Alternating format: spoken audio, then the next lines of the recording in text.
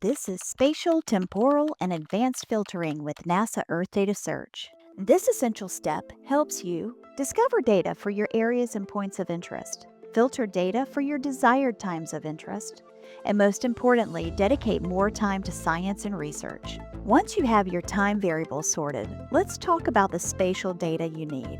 NASA Earthdata Search gives you a ton of options to filter your data spatially. Whether you're interested in global patterns, regional analyses, data for a particular watershed, want to upload your own shapefile, or drop a pin at a latitude and longitude point, let NASA Earthdata Search handle it for you.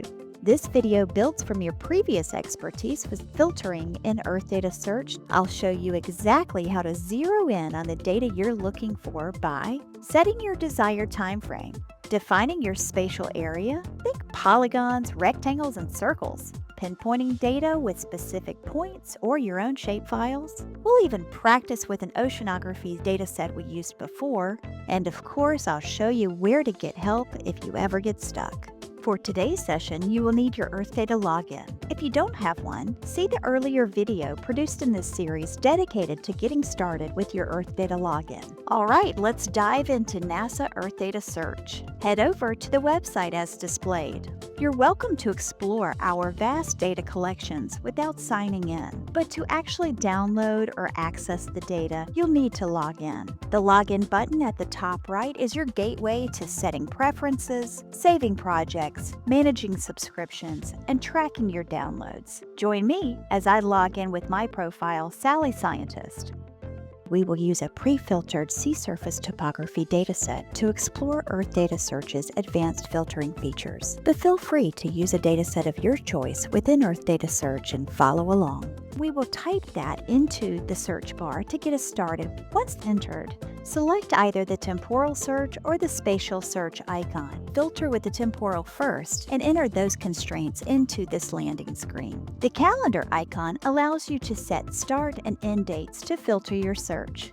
This is called the temporal filter. Follow along as we enter a start time of 2020 January 1st to 2025 January 1st in the calendar boxes. Select Apply, and this will take us away from this landing screen to the main Earthdata screen. Note, you can start your Earthdata search at either location. Welcome to the main Earthdata Search user interface. We've already selected our data collection and applied a temporal filter. Now, let's get your map workspace ready for the next step, applying a spatial filter. To begin, make the map workspace visible on the right side of your screen. Do this by clicking and dragging the top tab, which will collapse the data collection panel. Don't worry, you can always bring the panel back by clicking and stretching it. Our goal is to visualize the coastal area of Washington State in the United States. So, reposition the map to center the United States, then use the controls on the right of the map to zoom in on the specific region of the U.S. Next, locate the spatial drop-down filter. Inside, you'll find various methods for defining your spatial area: polygon, rectangle, circle, point, and file. For this exercise, choose polygon. It's time to draw your desired shape on the map. Begin by right-clicking to drop the first point of your polygon and continue right-clicking to add subsequent vertices. To complete and close the polygon, double-click on the very first point that you placed. Once your polygon is drawn, be sure to hit the search button to execute the search operation. Please be aware that once your polygon points are set, they cannot be individually fine-tuned. If you need to modify your polygon, you will have to delete it entirely by clicking the trash icon and then redraw it from scratch. To remove the polygon filter, select the trash icon. Next, select the spatial drop-down filter and select the predefined rectangle shape and place it on the map. Click on the map and drag the rectangle shape the length and width of your desired shape. You can fine-tune the latitude and longitude of the rectangle in the spatial filter. Be sure to hit the search button to run the search operation. Go ahead and clear the rectangle filter by selecting the trash icon. Now return to the spatial drop-down filter and pick this circle option. Click on the map where you want the center of your circle to be.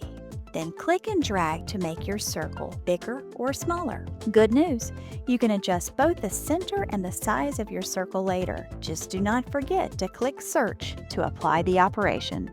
Go ahead and clear the circle filter by selecting the trash icon. Now return to the spatial drop-down filter and let's explore the point icon. This feature allows users to place a single point of interest directly onto the map. Once your point is set, be sure to hit the search button to run the search operation and apply your filter.